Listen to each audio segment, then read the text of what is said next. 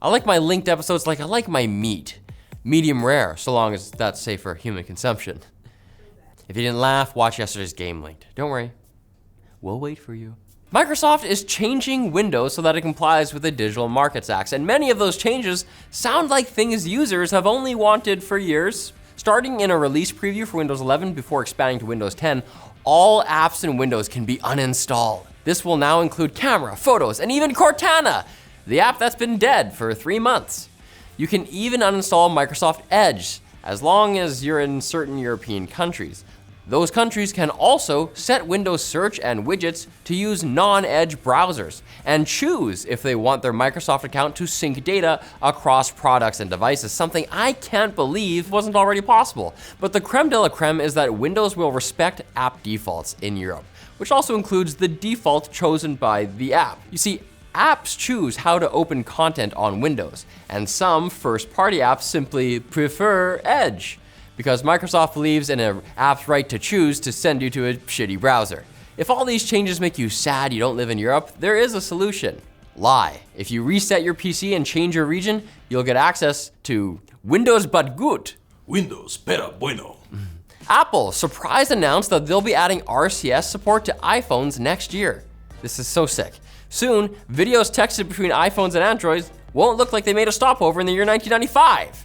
I mean, just a year ago, Tim Cook said, "Buy your mom an iPhone." And now he's saying, "You're right, Barbara, you can have whatever phone you want." Let's get out of here, grab a burger.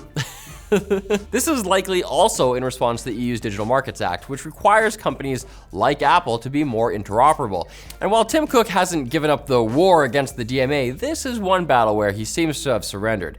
Google, after spending millions on ads to convince Apple that all the cool kids are doing RCS, couldn't be happier, stating they look forward to working with Apple to help them implement the messaging protocol. Of course, Apple insists iMessage is more private than RCS, and that may be true, at least for iPhone users.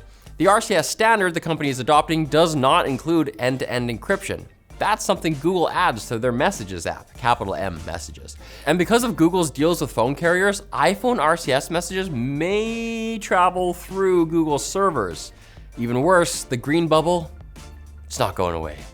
The only blue for Android users is the sadness they feel when they can't get a date for prom. Sorry, Timmy. Buy your son an iPhone. Speaking of next year, that's when Amazon will start selling cars as part of a new partnership with Hyundai. Finally, a product that will actually fill one of Amazon's boxes. And it comes with a free piss jug. The partnership will also bring Amazon's always listening smart assistant into the next generation Hyundai vehicles, continuing the Korean automaker's mission to give its customers absolutely zero privacy. Meanwhile, Amazon will give its customers the ability to shop for different car models, even letting shoppers search for specific trims and colors, all from the comfort of their current vehicle. Customers can then pick their new whip up from their local dealer or have the dealership deliver it because, I mean, come on, this is Amazon. Delivered by drone, dang it. This is so weird. I mean, we just talked about Amazon's medical care last week. In 30 years, the company has gone from selling just books to, well, I'd say everything but the kitchen sink, but I bought my sink on Amazon. Now it's time for the Quick Bits, brought to you by Seasonic, the company that makes spectacular power supplies. And spectacular fans? That's right, the MagFlow 120mm fans. The same fans that keep your Seasonic power supply quiet can now keep the rest of your computer quiet too.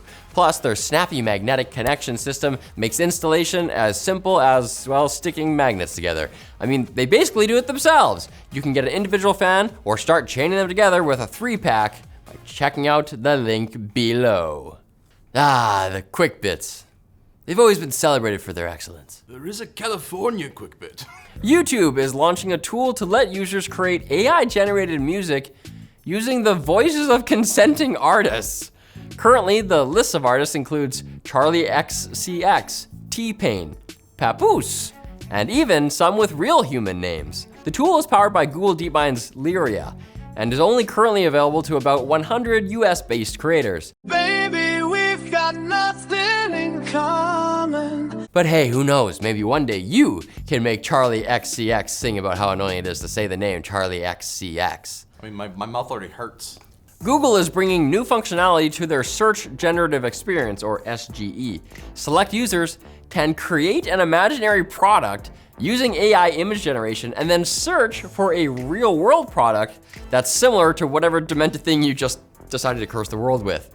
The feature is being rolled out in the US starting this December, meaning Americans now have a mediocre excuse for leaving their shopping until the last minute. You don't understand, the technology to find you the perfect gift just wasn't available yet. Babe? Not to be outdone, Microsoft is adding an AI feature that can clean and replace your background while on a Teams call. It's perfect for the busy young professional who can't be bothered to clean up after themselves. I'm sorry, James. Launching next year for premium users, the new feature will also allow you to make your home or office look more festive, so that one coworker will finally stop bothering you about your lack of holiday spirit. We get it, Janice, you like Christmas. Have you tried a second personality trait? A ransomware group allegedly reported its victim to the Securities and Exchange Commission in a ploy to get them to pay up.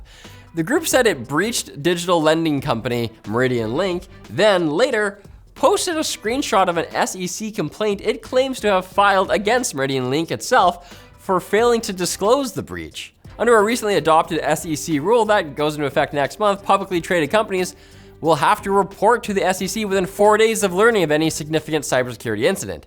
It's the old, give me your money or I'm calling the cops gambit. Paying users of Forever Voices, a service that connects users with erotic chatbot imitations of attractive online influencers, have been locked out of the service ever since the CEO was arrested. Not for the whole sexy chatbot influencer waifu thing, that was apparently done with permission. No, CEO John Mayer, not that one, was taken into police custody for allegedly attempting to set fire to his own apartment. But why? And why did the service break right after his arrest? Maybe he was the AI the whole time? Some people just can't take the pressure of catfishing thousands of men simultaneously. Comes naturally to me. And I'm not James, I'm your girlfriend from Canada. Come back on Monday for your date with more tech news. Bring money, US dollars.